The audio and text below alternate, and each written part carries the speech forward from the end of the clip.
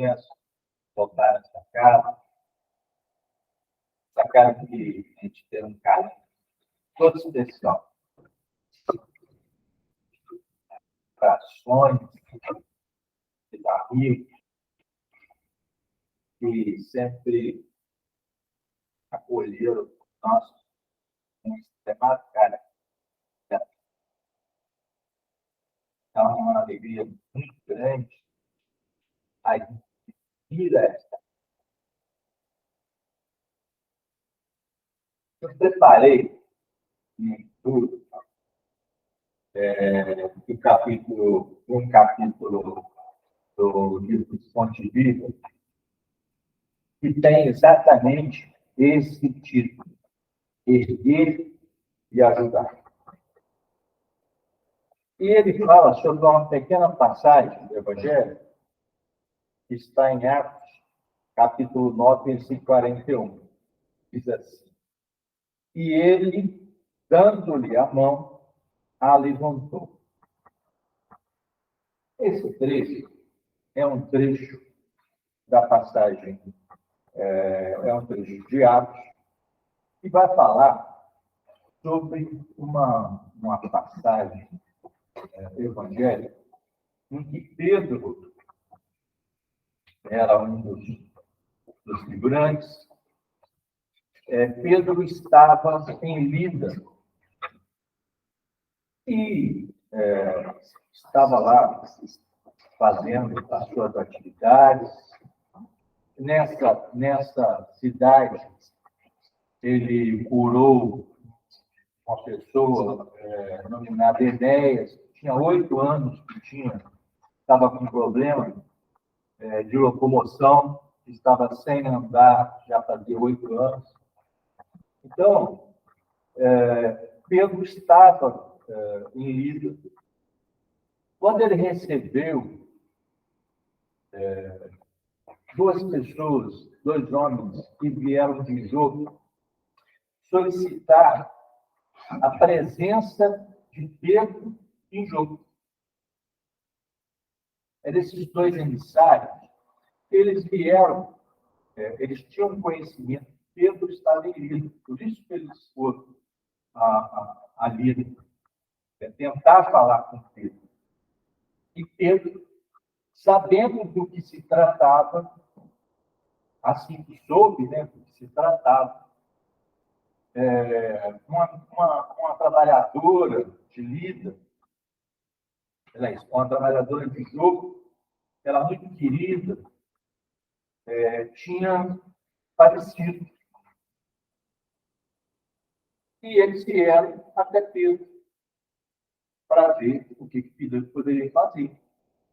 Pedro imediatamente se colocou com eles para Jope, para ver aquela senhora que alguns falam Tabita, em grego quer dizer Dorcas, como Dorcas. Então, tem uns que falam Tabita, falam Dorcas, mas é a mesma pessoa. E ela ajudava muito a população, não só com coisas materiais, mas ela fazia túnicas, mantos. E, pelo entendimento que buscamos dessas palavras, a gente vê e percebe que era uma pessoa ativa na comunidade. Porque enquanto os emissários foram atrás de Pedro, as viúvas daquela cidade ficaram velando por Davi. Mas Pedro imediatamente foi a Jope. E esta passagem,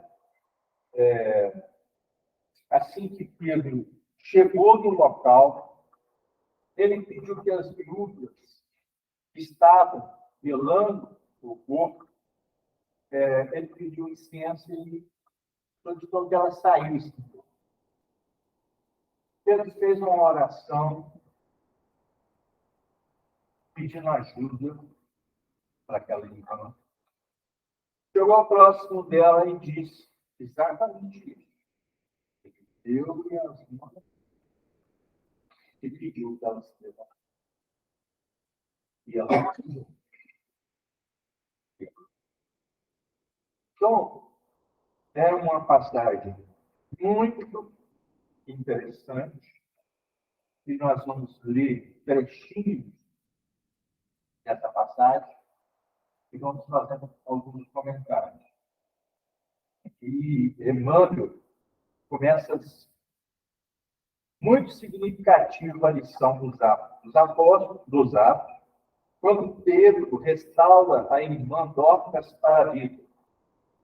Não se contenta o apóstolo em pronunciar palavras lindas aos seus ouvidos, renovando-lhe as forças gerais. Dá-lhe as mãos para que se levante. O ensinamento é dos mais simbólicos. Nós vamos recorrer a Caipachu na obra Vida e Atos dos Apóstolos. Ele fez um comentário sobre essa passagem. Isso a gente fala, é autor que fala um trechinho, mas isso aqui nós somos muito felizes nessa pesquisa que encontramos um autor falando sobre essa passagem, especificamente sobre essa passagem. E até então eu confesso para vocês que eu não conhecia essa passagem. Mas o que ocorreu? Caipachuta vai trazer orientações para a gente, porque ele vai remeter. Nesta obra, ele vai remeter a outro livro, que é Parábolas e Ensinos de Jesus, que é um livro muito interessante dele, porque lá ele explica o que ocorreu com Lázaro. E nessa obra, Vida e Atos dos Apóstolos, ele traz para nós que o mesmo ocorreu com Davi. Aquilo foi, na realidade, ele traz uma anotação inicialmente que é muito importante, porque Tabita recebeu a assistência das viúvas, com certeza com merecimento dela, pelos atos dela. Mas ela recebeu a ajuda dos irmãos que foram até Pedro. Recebeu a ajuda de Pedro, que se dispôs a vir imediatamente a grupo para ver o que podia ser, para ele tentar entender o que podia ser feito. E aí ele traz um ponto muito importante que, graças à doutrina espírita, a gente pode refletir e ter este conhecimento. Porque ele traz em relevo a assistência que Tabita foi merecedora de algum benfeitor espiritual.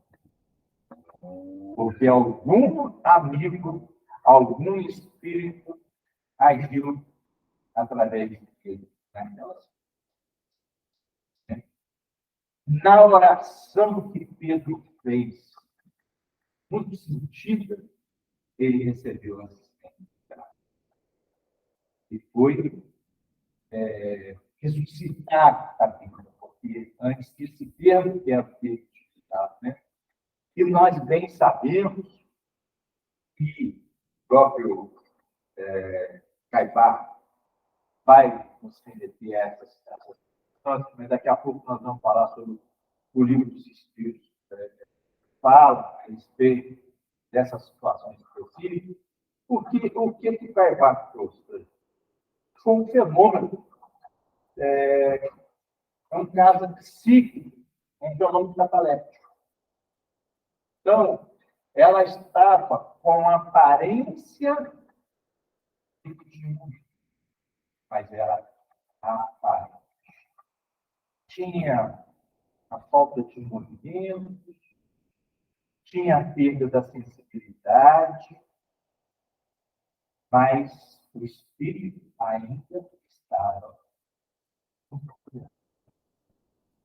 Porque não há se falar em desencarnação, nesse caso, somente porque a pessoa estava sem o movimento, que perdeu a sensibilidade, que não estava demonstrando os aspectos da sua inteligência, né? Na realidade, o espírito está ali, que ainda não se desligou do espírito que vive. Por isso que podemos entender que ela voltou a vida. Porque se ela já tivesse encarnado, não há se falar em derrogação de lei divina. Então, aí vem essa compreensão. Ela estava ligada, o espírito ainda estava na. E aí, essa situação, aquela rigidez, o aspecto cadavérico, é típico dessa situação. Né? É típico dessa situação.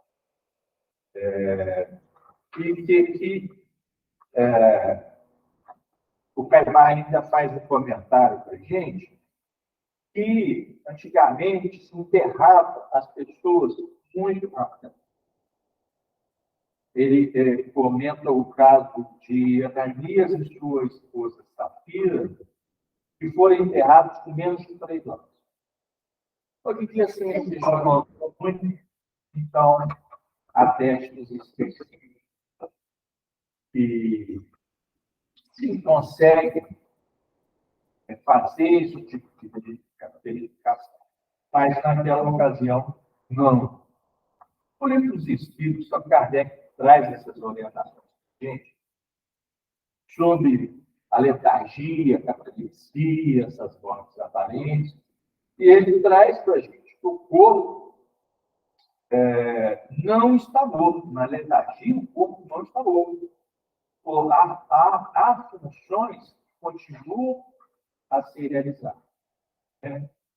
Mas, tanto a letargia como a catalepsia têm o mesmo princípio, que são essas perda momentânea da sensibilidade, aquela rigidez, aquela aparência da rigidez cadavérica, né? Ou seja, como se ela estivesse perdendo as forças vitais, como se ela tivesse perdido suas forças vitais. Essa suspensão geral das forças vitais. Com a explicação da letargia, que ela ocorre de maneira mais ampla. Então, ela atinge mais órgãos do que a letargia. Pela letargia é como se fosse a catalepsia, a letargia é mais ampla e a catalepsia é menos ampla. Então, a catalepsia, ele se entende como se fosse uma letargia parcial. Né? Mas, e demora, isso pode, além de atender uma parte extensa do corpo. Né? Mas o que fica para nós, além dessa consideração, que é importante para a gente, né? Porque nós sabemos dessa ligação do espírito com o corpo, né? Isso só vai ocorrer porque se ainda, Lázaro ainda estava ligado ao corpo. Não havia desencarnado. Então, por isso que ele pôde voltar à vida. Né? Mas, quando ele comenta a atitude de Pedro, nós imaginamos, pensamos exatamente que ele não se preocupou em pronunciar palavras limpas, que é o que Emmanuel trouxe. Agora nós vamos voltar para o mundo. Ele deu as mãos e fê-la erguer. Ou seja, o que Emmanuel traz e enaltece neste ponto é a atitude de Pedro e a disponibilidade de ir para outra cidade imediatamente a partir do momento que teve notícia do fato do caso e se abriu para contribuir com aquela irmã. Então, isso é que Emmanuel enaltece, que traz para a gente essa consideração de nós, como cristãos, estamos prontos para dar de nós aos nossos irmãos na hora de que necessitamos, não é quando podemos. Pedro parou tudo, largou tudo e foi para Deus. E aí, tem uma pergunta logo de início que eu vou fazer para vocês. Vamos.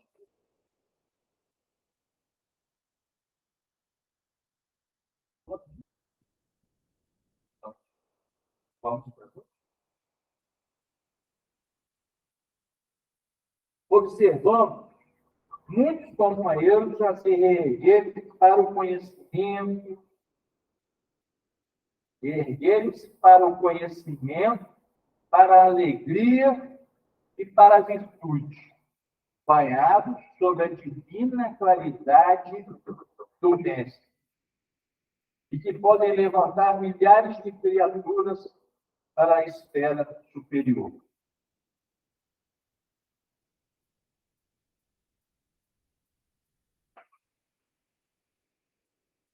Companheiros se ergueram para mim. Aí nós vamos pensar. Não tem condições. Não tem essa bagagem. Eu não tenho esse conhecimento para te acompanhar para ir para jogo. Para acompanhar Pedro para ir para jogo. A gente pode pensar isso. Mas então, eu vou trazer de uma obra somente. Eu vou pegar uma obra do Humberto Campos. Boa nova. Pegar só a boa nova. Eu peguei uma pinça e fui lá, trouxe cautelosamente alguns itens para ver se realmente nós não temos esse conhecimento. Se eu falar alguma coisa aqui, Humberto Campos, se todos aqui não conheço, nós vamos conversar melhor. Mas eu acho que tudo que eu vou falar, nós conhecemos. Só para a gente situar se já temos condições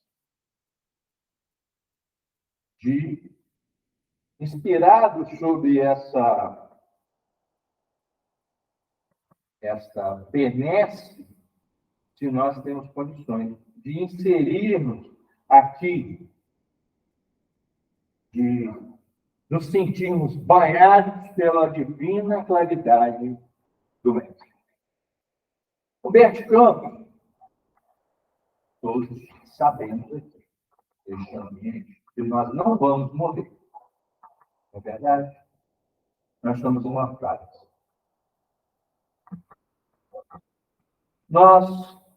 Isso aí foi pegado a pinça dentro do Boa Nova.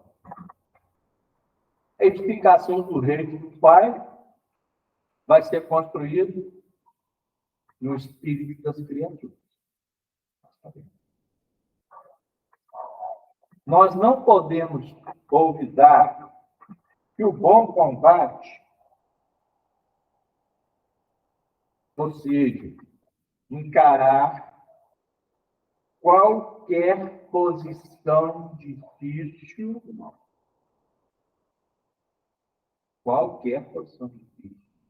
como um ensejo sagrado de revelar a nossa fidelidade a Deus. Qualquer coisa. Estava conversando com meu amigo há pouco. As dificuldades que passamos e as dificuldades são os momentos para que possamos revelar o Senhor.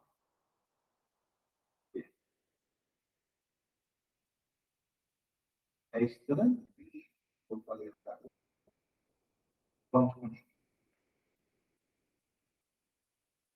Perdão com a mais pura espontaneidade. Você vai perdoar de forma espontânea. Quando você percebe a agressão, você não vai esquecer. Mas perdoar, você amar o seu inimigo, vai muito além disso. Se você não deseja o bem, se você não deseja o mal para esta criatura,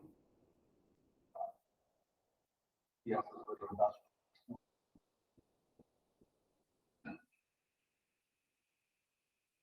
nós já não desejamos mal dos nossos. Nós já optamos em não evitar. Nós já entendemos que antes sermos vítimas do que autores. Nós já entendemos. Porque, como que eu dou de conversar com vocês, se as minhas atitudes durante o dia forem diversas, vocês não vão sentir. Vocês irão sentir se eu falar. E não, né?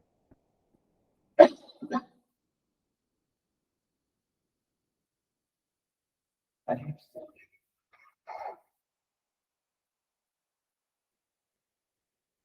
Esquecimento do mal e trabalho no bem. O ato de dar é a essência da vida. A terra é um grande hospital. E o Evangelho traz para o homem enfermo o remédio. Então, são situações que nós conhecemos. Jesus buscou a fundação do reino de Deus no coração dos homens. Nós sabemos que nos dias de calmaria é fácil provar fidelidade.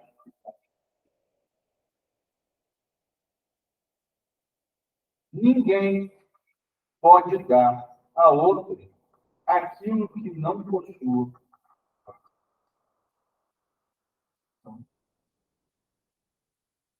Circunstância. Você só pode dar. Não dá.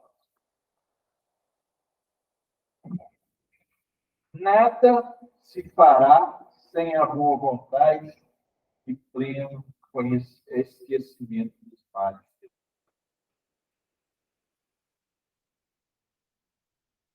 Caminhando. Independente do que nos ocorra, independente de nossas falhas, independente. Nós vamos cair, porque nós estamos nesse ambiente, porque ainda trazemos muito da imperfeição em nossos poros. Por isso nós estamos assim. Nós não conseguimos flutuar em jugo. Nós não conseguimos adaptação aos espíritos que lá transitam. Porque a diferença de elevação é significativa. Hoje, recebemos notícias deste enfrentamento violento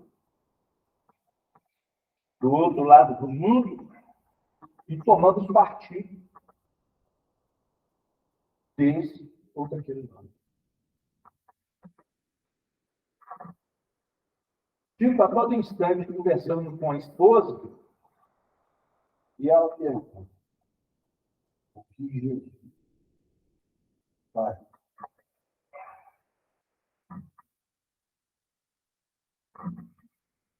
Sabendo dos fatos que estão ocorrendo. Com o conhecimento que nós temos,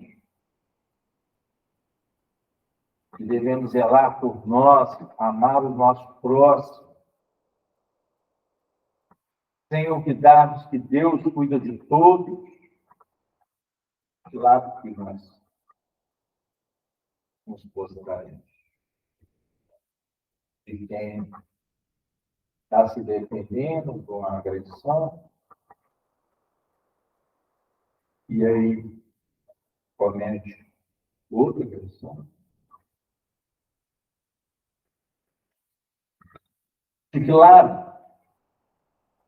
nós devemos raciocinar que estaria Jesus. E aí, quando a gente pensa nisso, quando a gente vê essa notícia, e a notícia entra em nossa casa mental,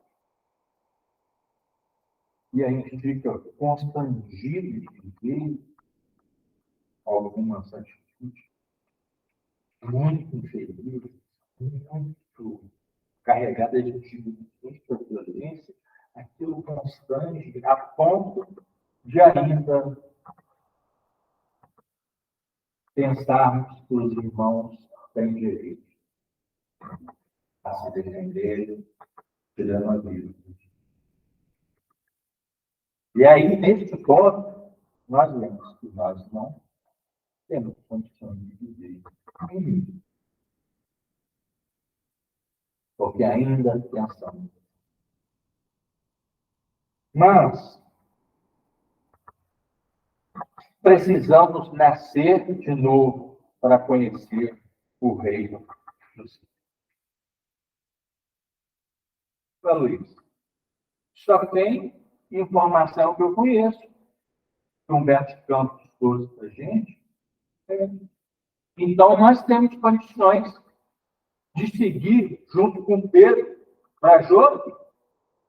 Quem tinha dúvida, agora eu mostrei que tem conhecimento para isso. E para Jope, na hora que precisa, na hora que o irmão precisa, na hora que a gente pode, ou na hora que a gente vai poder pensar em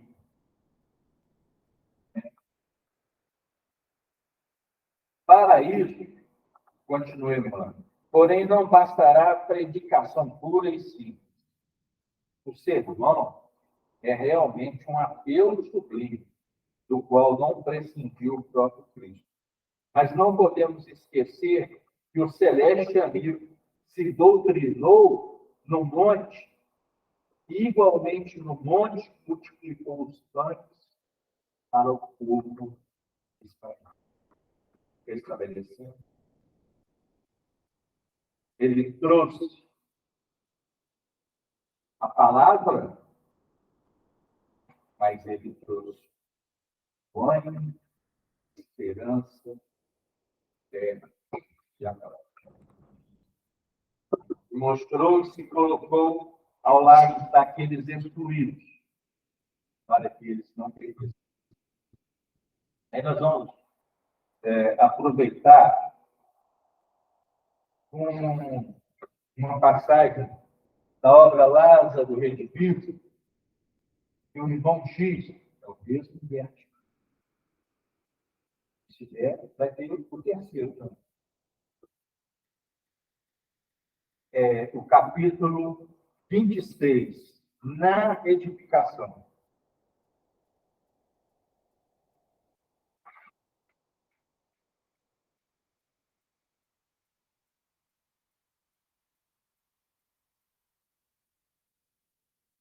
Vai falar sobre os ociosos. Os ociosos de todos os tempos sempre encontram infinitos recursos para escapar ao círculo das obrigações. Sempre. Normalmente estão queixosos, desalentados. As estações do ano trazem variações que compelem a permanência do lar. Se não me falha a memória, a última vez que eu vi que na hora que acabou, eu fui embora com o carro, teve uma olhada.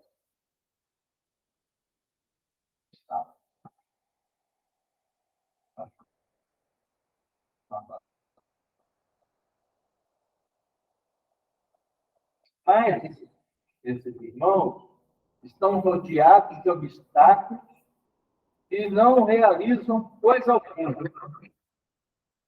Assim acontece no campo das realizações de ordem espiritual.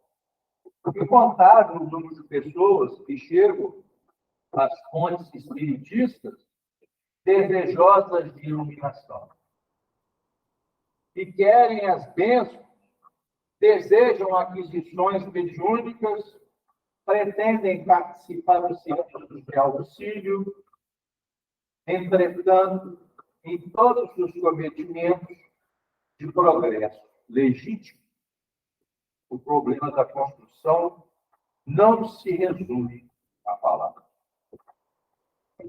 Não se resume à palavra. Aqui, para que pudéssemos nos reunir aqui hoje, alguém esteve aqui. Está tudo de quem, tudo. E para a gente chegar aqui, como um irmão, na hora que nós entramos aqui, o irmão falou assim, coisa boa, para a gente sentir isso aqui neste ambiente,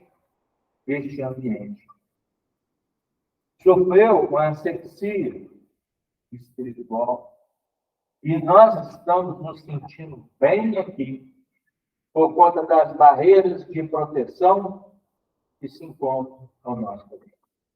De espíritos que vieram aqui e estão ativamente acesos, prontos e trabalhando para que pudéssemos ter este momento de tranquilidade, de serenidade nas nossas reflexões, para a gente pensar a respeito do Evangelho. Se na vida física há necessidade do aproveitamento dos recursos vivos, como dispensar a boa vontade, os valores do homem nas edificações do Espírito? Eu vou trazer um trechinho do Hermínio Miranda para a gente tomar uma reflexão muito interessante que ele faz, dizendo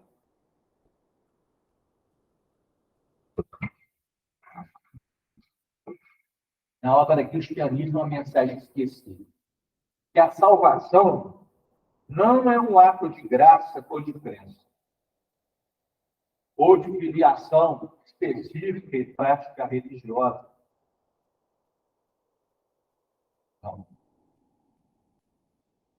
Salvação é uma questão de conquista pessoal.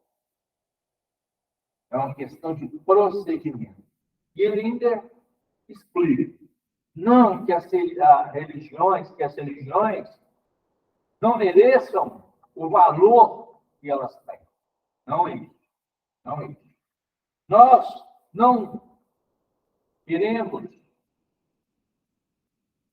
nos salvar só porque estamos aqui, que nos dizemos espíritos.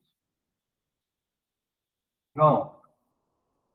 A doutrina espírita nos ensina que para que possamos, ao avançar e continuar caminhando nessa escala evolutiva, passando por percalços, por aprendizados, e aqui neste ambiente é que a nossa escola, esse hospital, das nossas queridas, mas é ao mesmo tempo uma escola que traz bagagem, traz conhecimento.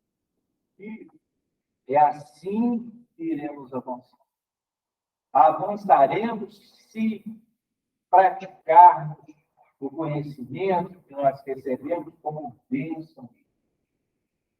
Não só por sermos espíritos, porque com certeza aqui no bairro tem outras instituições de caridade, de louvor, que com certeza trazem luz às mentalidades, aos homens, procedentes de outras religiões. Não é só por sermos esta ou aquela religião, mas que tenhamos essa prática religiosa, mas que essa fé resulte, como ele diz, de uma decisão consciente que se apoie em premissas inteligentes, racionais, que se possa traduzir no espírito do que Cristo disse a Nicodemo. Creio porque sei. Creio porque sei. Sei que não posso agir ao arrepio das leis divinas.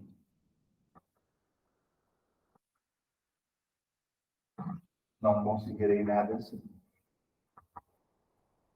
Terei de repor o que tirei. O que tirei do meu irmão. Vou ter que repor. Se eu não repor hoje, eu vou ter uma oportunidade. E outra vida para repor.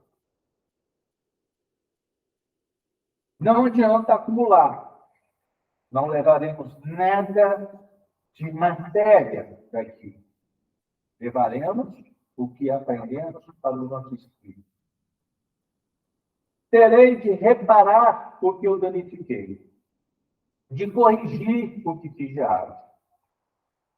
Não é inteligente persistir na trilha do erro. Já sabemos. Nós sabemos. Por quê?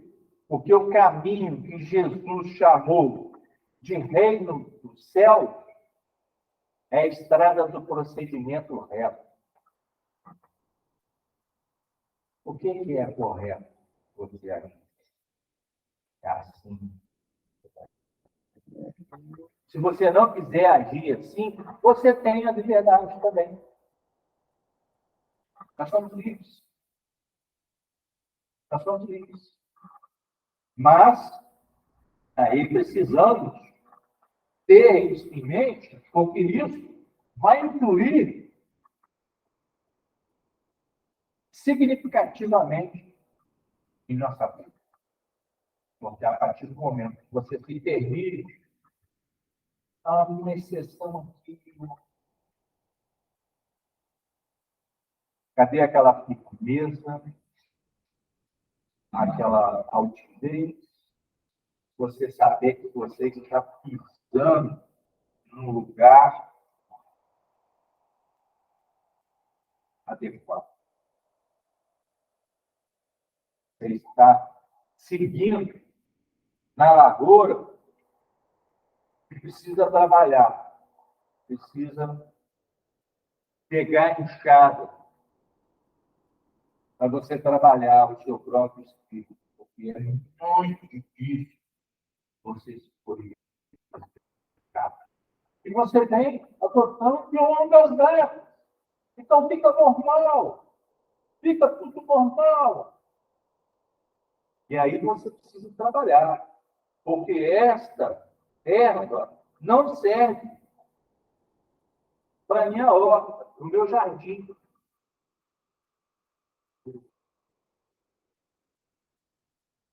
Íntimo. Então, esse procedimento não se adequa mais ao homem que eu quero ser.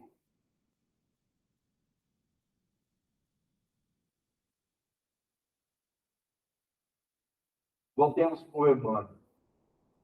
Nós, os que nos achávamos mortos na ignorância, e que hoje, por acréscimo da misericórdia infinita, já podemos desfrutar algumas bênçãos de luz.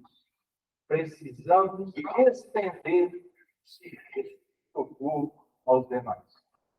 Nós já temos esse conhecimento. Entende?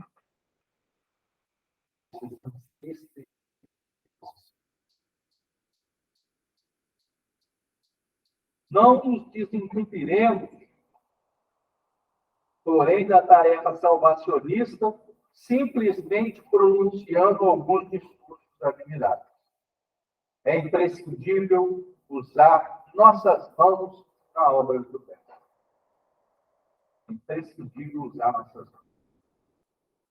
Tem outro ponto do irmão X. Luiz, foi só irmão X, Humberto Campos? Fiquem bravos. Foi, mas está trazendo interessante é o semeador incompleto. Deixa eu achar. Semeador incompleto. Que um cristão muito inteligente, sincero, de convicções fortes, maneiras francas, atento às letras evangélicas, não deixava de semear a palavra do Senhor. As imagens felizes fluíam de seus lábios. No fundo, exaltava o amor. Todavia, acima de tudo, queria ser amado. Com a passagem do tempo, suas palavras perderam o brilho. Faltava claridade interior. Certo caprichoso e rígido, insulou-se no estudo das letras sagradas. Sentia-se ausente de sua época. Efetivamente, um dia, o anjo libertador, decorrido algum tempo, veio subtraí-lo ao corpo físico. Chegou o seu tempo. Vamos embora. Ele vagueou em esfera obscura durante muitos anos. Não possuía suficiente luz para identificar os caminhos novos. E foi um trabalhador ativo.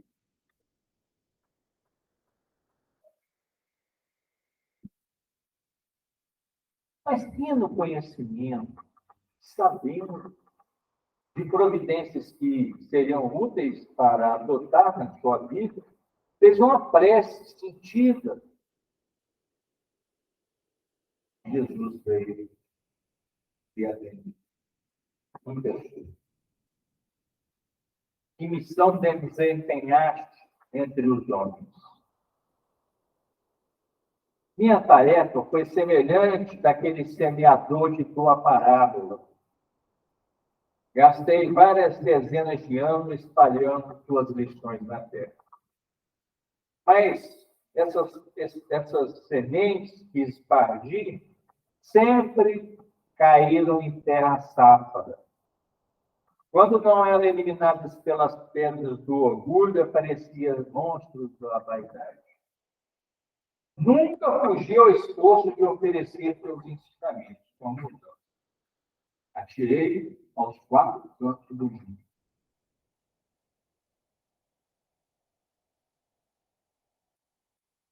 É imperioso reconhecer que observei as tuas advertências.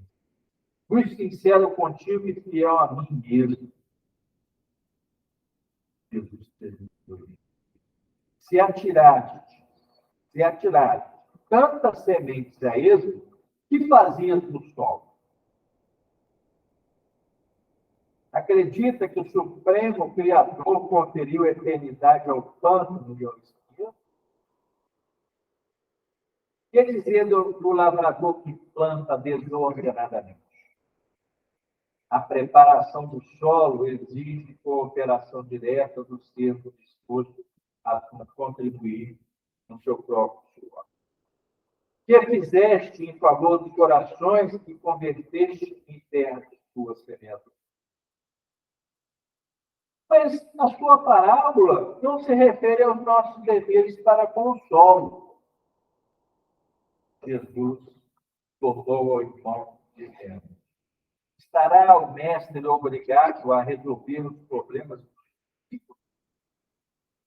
Não me reportei aqui no mundo à charrua do esforço, ao trigo da verdade e ao joio da mentira? Não expliquei.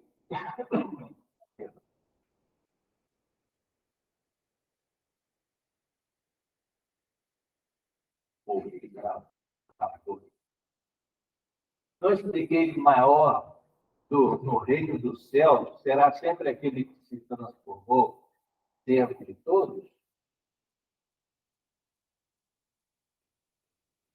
Propôs-lhe como transformou. Jesus apagou-lhe pacientemente a fronte e recomendou: volta, meu amigo, volta ao campo de trabalho terrestre e não te esqueças do solo antes de semear. Cada coração respira em clima diferente. Enquanto muitos permanecem na zona fria da ignorância, outros se demoram na esfera tórrida das paixões. Esse ministério abençoado reclama renúncia e sacrifício. Atendendo aos outros, ajudarás a ti mesmo. Por enquanto, és apenas o semeador incompleto. Vai, e antes de tudo, distribui o adubo da fraternidade. Valeu a pena ser 3 vezes gratidão. 3 vezes gratidão. E aí, nós vamos voltar, nós vamos lembrar do Tiago. Se alguém disser que tem fé, mas que não tem obras, ele aproveitará. Se o irmão ou a irmã não tiver o que vestir e lhe faltar necessário para a subsistência de cada dia, e alguém lhe disser: ide em paz, aquecei-vos e saciai-vos, e não lhes deram o necessário para a sua manutenção, que proveito haverá disso?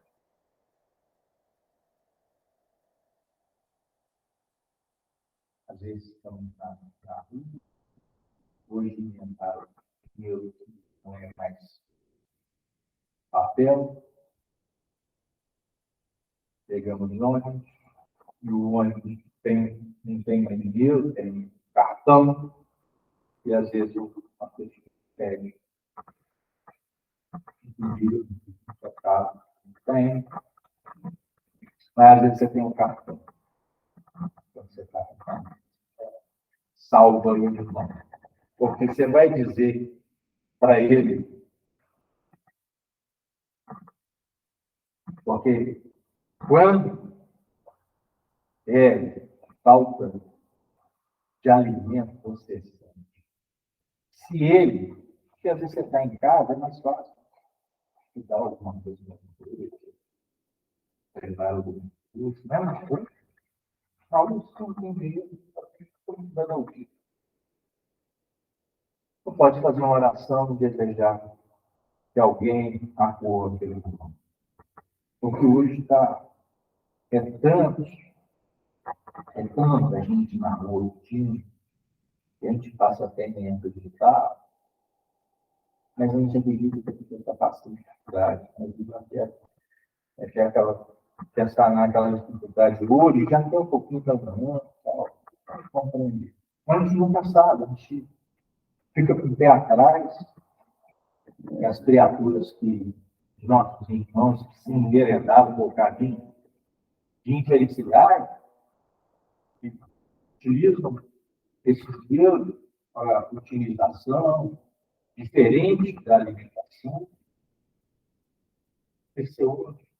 A gente deve fazer a nossa parte. Se ele estiver aqui de forma inadequada, o erro passa do ser.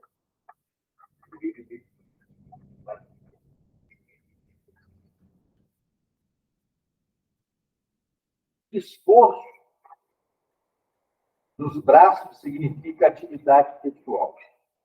Sem o empenho de nossas energias na construção do reino espiritual com Cristo na terra, debalde alinharemos, ou seja, em vão alinharemos observações excelentes em torno das preciosidades da Boa Nova ou das necessidades da redenção humana.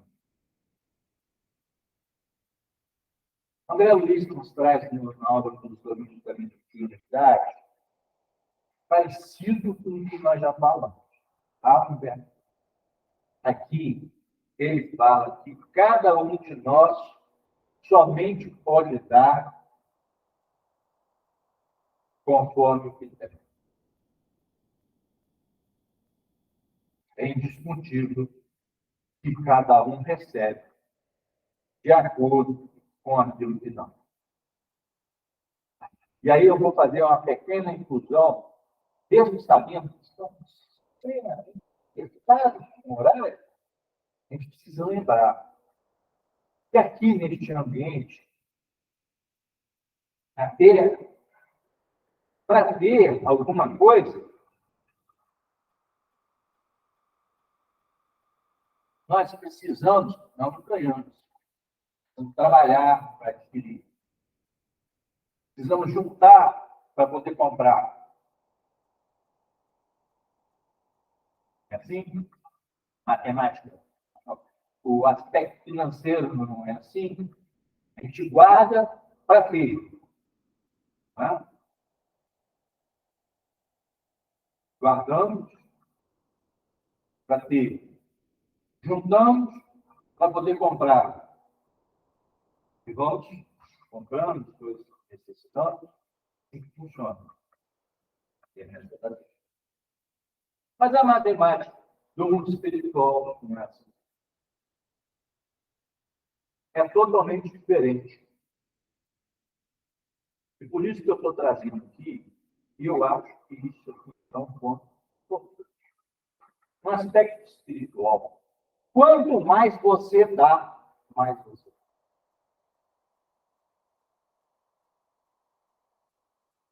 Quanto mais você dispõe de si, é uma fonte inesgotável. Tudo que você faz e que você tem consciência de que aquilo é uma coisa boa, tem hora que você vai caminhando, parece que você não sente o chão, você fica leve. O corpo não exerce tanto a ação da gravidade. A gravidade não exerce tanto a sua ação no nosso corpo, quando praticamos as coisas. Então, essa matemática espiritual é o que nós temos o conhecimento, e quanto a gente mais faz, quanto a gente mais auxilia os nossos irmãos, melhor a gente se sente. Mais feliz nós estamos.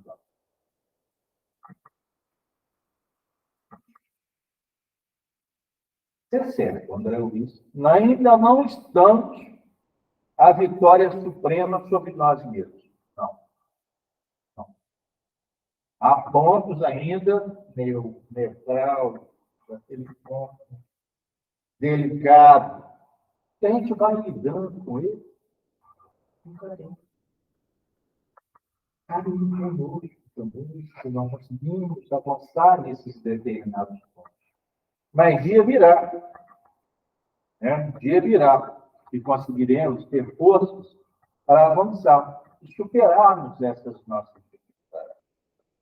Achamos ainda na condição do solo terrestre, que não pode prescindir do arado protetor e da enxada prestosa. Aí nós vamos voltar a Miranda. A fé é bússola, aponta o rumo, mas não faz o caminho. Da mesma forma que Emmanuel nos diz que a fonte mata a sede, mas não faz o trajeto para a gente. A luz dos postes ilumina o caminho, mas não causa.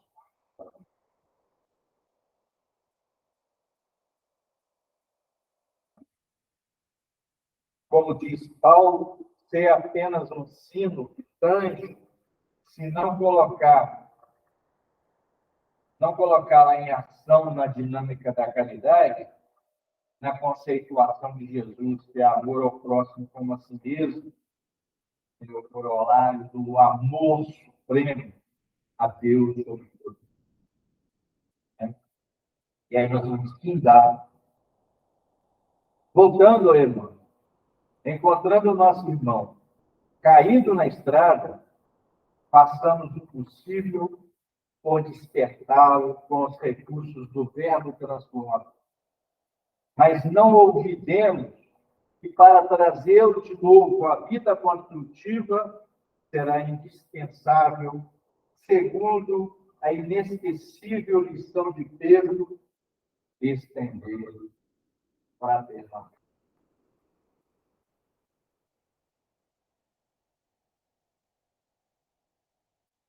Eu não vou confundir.